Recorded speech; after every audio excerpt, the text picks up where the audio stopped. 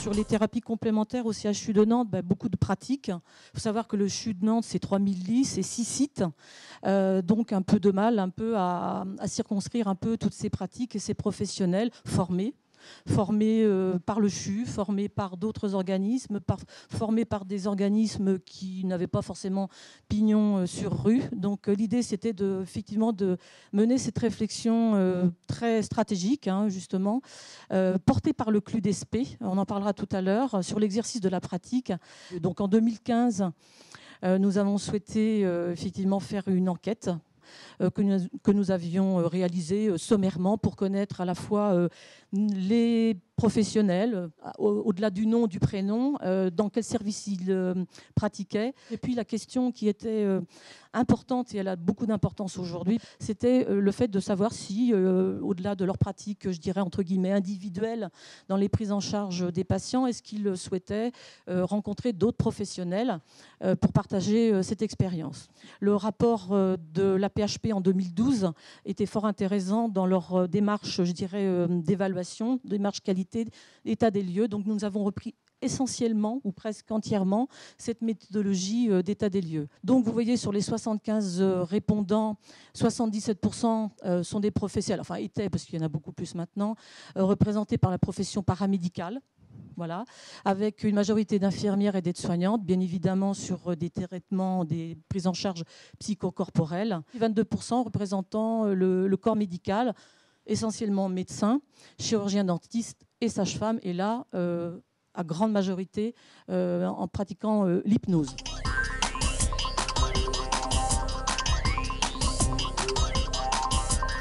Nous avons plusieurs commissions, bien évidemment, et dans les commissions animées par plusieurs professionnels, des médecins, des infirmières, kinés, psychologues, on a la commission 3, qui s'appelle « Promotion des thérapies et les prises en charge non pharmacologiques ». Donc deux groupes de ces réflexions, se sont mis en place.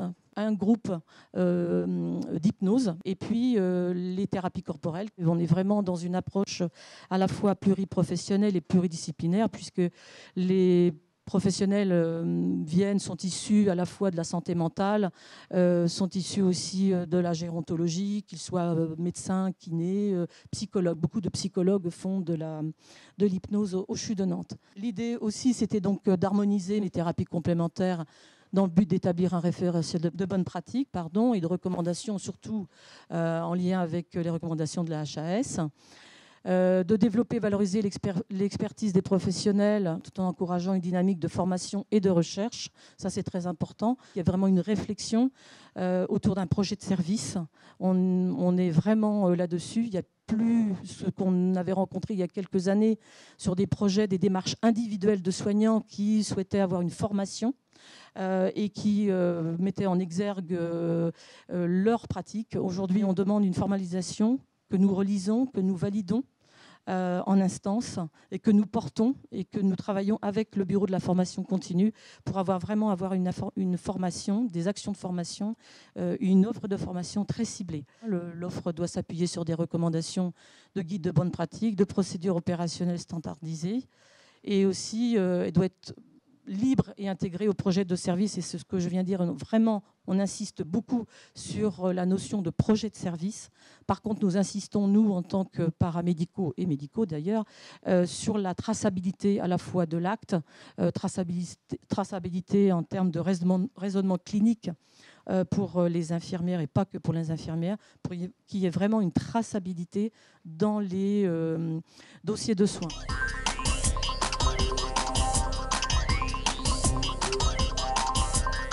Suite à la mise en œuvre de plusieurs formations, notamment sur l'hypnose, mais aussi sur le toucher dans la relation soignant-soigné. En 2016, nous avons donc formé 108 professionnels à l'hypnose et plus de 104 professionnels au toucher, puisque là, nous n'incluons pas toutes les formations initiales qui concernent du coup des promotions de 200 étudiants infirmiers, 50 étudiants aides-soignants, les puéricultrices, etc. L'idée de ces formations est vraiment de doter les soignants d'outils supplémentaires quand il ne s'agit pas forcément de faire de chaque soignant ou de chaque professionnel de santé interne au CHU des praticiens en hypnose ou des praticiens en toucher ou des réflexologues plantaires, etc., mais bien de proposer des initiations, en l'occurrence sur l'hypnose et le toucher ici, qui peuvent réinvestir facilement dans les soins. Un infirmier, par exemple, qui est doté d'outils relatifs au toucher ou à l'hypnose peut le réintroduire très facilement lors de soins invasifs ou de collaboration avec le médecin, lors de gestes techniques, par exemple. Alors, pour faire le lien avec cette dynamique institutionnelle, moi, c'est un poste que j'occupe depuis 2009 sur ces thérapies complémentaires, mais qu'il faut justement rendre lisible pour qu'ils puissent être pérennes. Donc très rapidement, en prenant ce poste exclusivement clinique au départ, je me suis inscrite dans une démarche de recherche avec une double difficulté. La question du toucher-massage qui n'est pas reconnu en France. Bien faire la distinction, évidemment, avec la pratique des masseurs kinésithérapeutes, puisque ça ne rentre absolument pas en compétition avec, mais en est très complémentaire. Et puis une autre difficulté qui est que les infirmières aujourd'hui en France, contrairement à nos pays anglo-saxons, les infirmières sont très peu dotées en termes de méthodologie pour mener à bien des projets de recherche, non pas suivre une recherche médicale, mais être bien investigateur principal sur ces approches complémentaires qui sont bien sûr portées par de très nombreux médecins, mais à mon sens, les thérapies complémentaires, et c'est d'ailleurs le cas en France, sont très investies par les paramédicaux sur certaines thématiques. Donc ça a pris plusieurs années pour que je puisse obtenir un financement interne au CHU de Nantes pour pouvoir mener à bien une étude qui porte sur l'impact de la pratique du toucher-massage auprès des patients qui sont hospitalisés en secteur protégé d'hémato. Puisque dans ce service, on m'a favorablement invité à plutôt utiliser la sophrologie plutôt que le toucher. Pour bien sûr des raisons de protection et d'hygiène des patients. Et justement, j'ai interrogé cette question de dire, mais finalement, ces patients qui sont brutalement basculés dans la maladie grave et qui sont hospitalisés très longtemps en secteur protégé, sans contact corporel aucun en dehors des soins techniques liés à la maladie, est-ce qu'il ne serait pas justement important de les toucher pour autre chose que des gestes techniques tels que les myélogrammes, par exemple, ou les ponctions diverses et variées. Donc cette étude a été financée, 62 patients ont été inclus avec un budget de 50 000 € alloué à cette recherche.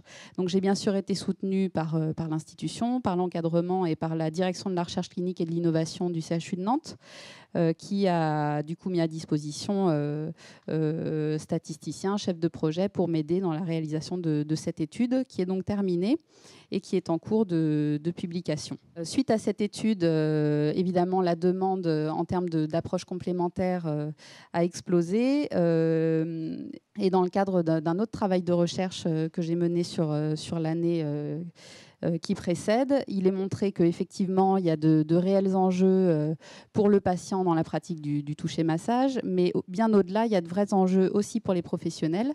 Et il est montré, c'est pas forcément ce que je cherchais au départ, mais que ça maintient en fait la motivation des professionnels au travail. Les soignants recontactent les valeurs professionnelles. On pourrait parler du genre professionnel développé par Yves Clos, pour ceux qui connaissent.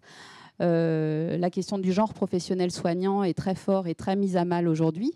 Et les professionnels qui pratiquent ces approches complémentaires retrouvent du sens au travail, retrouvent une autre dynamique de soins, ce qui permet potentiellement le maintien de la santé au travail des professionnels, notamment des paramédicaux. Et en termes de développement durable, je pense que ce n'est pas un mal.